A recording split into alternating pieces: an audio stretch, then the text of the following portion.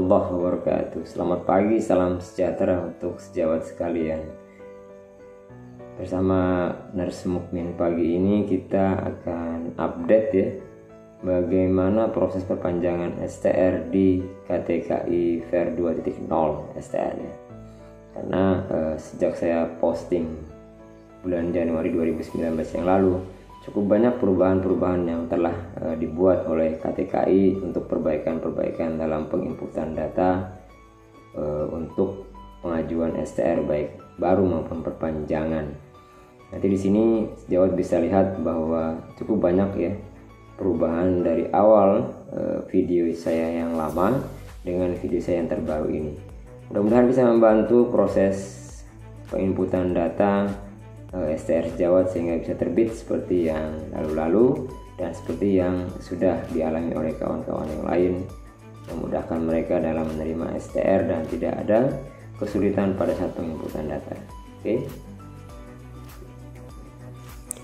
Setelah berhasil masuk ke website KTKI, arahkan kursor kamu ke bagian paling bawah dari tampilan website KTKI tersebut dan lihat ada gambar kartun di sana ya. Klik saja. Nanti akan ditampilkan seperti ini. Baca sebentar, saya sudah membaca dan memahami. Klik kotaknya. Kemudian tutup. Nah, maka akan tampilkan tampilan seperti ini. Kalau kita belum punya PIN, klik belum punya PIN karena masih membuat baru ya. Untuk perpanjangan. Nah, masukkan email, konfirmasi email, nomor NIK dan kode captcha dengan tepat, jangan salah. Klik daftar, maka akan terkonfirmasi secara otomatis apakah data tersebut sesuai dengan data yang ada di Dukcapil ya, sesuai dengan KTP kita. Kalau dia sesuai, maka tinggal kita mengklik bagian kotaknya sebelah kiri bawah itu. Dengan ini saya menyatakan data tersebut benar, gitu kan. Ini harus sesuai dengan KTP kita karena data ini berbasis KTP, nomor NIK dan tidak bisa data yang lain. Klik daftar, maka kita akan diberikan PIN untuk masuk ke akun KTKI untuk pendaftaran atau perpanjangan STR secara online.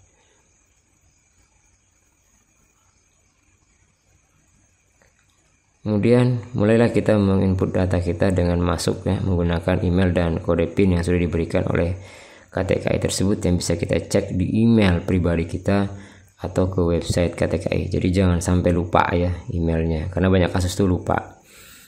Nah, setelah kita berhasil akan ada 3 tampilan seperti ini, baru, ulang atau cek status. Untuk kita yang pendaftaran ulang atau perpanjangan STR, klik registrasi ulang. Maka di sini juga akan ditampilkan ada 4 pilihan perpanjangan, naik level, alih profesi atau RPL. Kita klik perpanjangan. Lengkapi data-data yang diminta oleh sistem. Dimulai dengan nama lengkap, tempat lahir, tanggal lahir dan nomor STR. Data-data ini harus sesuai dengan STR yang lama kita. Kirim. Setelah berhasil masuk ke sistemnya, maka kita akan masuk ke step 1 yaitu info pribadi.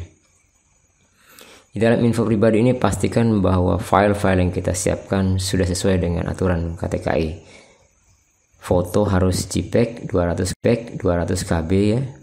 Kemudian di bawah 200 KB, kemudian file yang lain seperti STR lama, kemudian rekomendasi dan surat sehat harus di bawah 1 mega file PDF. Lengkapi data-data yang lain ya, seperti alamat rumah. Ini alamat rumah sesuai dengan KTP. Karena basicnya adalah KTP, jadi tidak boleh salah untuk detail alamat rumah ini. Kalau misalnya kita punya KTP tapi tidak bertempat tinggal di tempat tersebut karena KTP kita KTP yang sebelumnya belum bikin KTP baru ya, tetap gunakan KTP kita yang kita gunakan sekarang. Kode pos pilih sesuai dengan alamat KTP kita, biasanya sih kelurahan atau kecamatan, bergantung wilayah masing-masing. Lengkapi data-data yang lain seperti telepon rumah kalau ada, nomor handphone. Kalau email dia secara otomatis sudah terbaca di sistem. Nah, kemudian yang paling penting di sini adalah alamat korespondensi. Biar mudah, klik saja alamat korespondensi sama dengan alamat rumah. Jadi kita tinggal memastikan bahwa STR kita itu akan dituju ke kantor pos di mana kita tempat tinggal.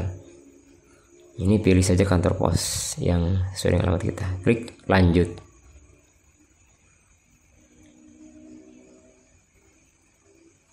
Jika berhasil dan tidak ada masalah, maka dia akan muncul step 1, penyimpanan biodata berhasil. Ya, kemudian kita diarahkan ke step 2 yaitu info administrasi. Di sini ada dua pilihan, apakah sudah bekerja atau tidak. Kalau bekerja, klik yang sudah bekerja. Kalau belum, klik saja saya belum bekerja. Maka tampilannya akan seperti ini kalau yang sudah bekerja. Isi alamat tempat kerja kita sesuai dengan di mana kita bekerja ya. Kalau punya dua tempat kerja ya pilih salah satu saja, yang paling utama pasti.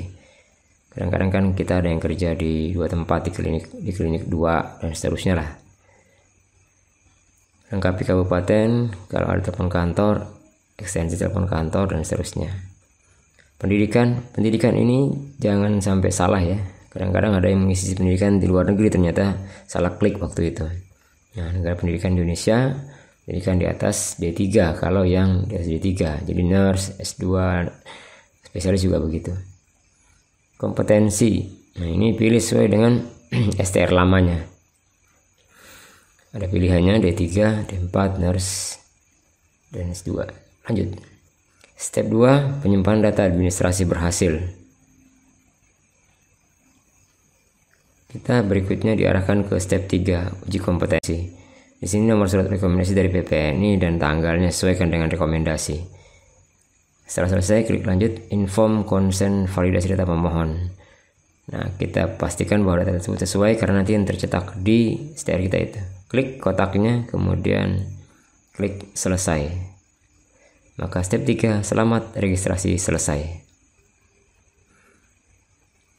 Nah, kita bisa pastikan dengan cek status, bisa dicek di email kita atau di websitenya. Nah, ini ya sudah muncul. Kalau sudah disetujui akan muncul kode billing seperti ini. Biasanya sehari sudah ada tampilannya.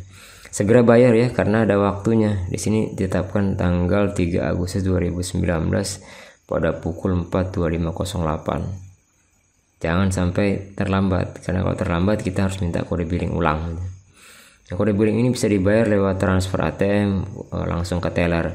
Saya sarankan sih ke teller langsung, kan mudah. Tapi saya sebenarnya kebiasaannya membayar melalui mobile banking. Nah, kalau sudah selesai dibayar, maka dia otomatis akan membaca sistem permohonan Anda sudah lunas. Pengajuan Anda sekarang menunggu persetujuan dari MTKI ya. KTKI maksudnya ini. Apabila sudah disetujui dan tidak ada masalah, maka kita akan masuk dalam antrian cetak STR. Kita cek statusnya ya, beberapa kali dalam sehari kalau bisa, beberapa hari juga boleh. Nah, ini ya, kalau dia sudah terkirim maka akan ada tampilan seperti ini. Pemohon sudah dikirim tanggal sekian dengan nomor isi STR. Segera saja ya ke kantor pos untuk ngecek. Kalau untuk lebih pastinya silahkan tunggu, nanti ditelepon sama kantor posnya. Bawa KTP jangan lupa ya. Jadi itu sangat penting untuk mengambil STR kita. Kalau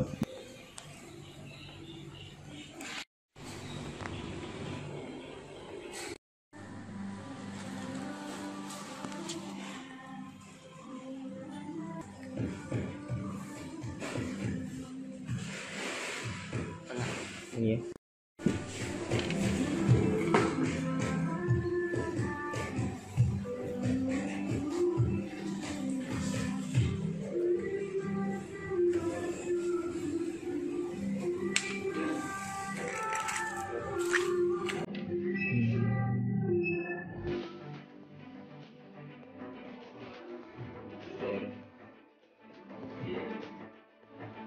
Sama-sama. Alhamdulillah akhirnya punya STR juga.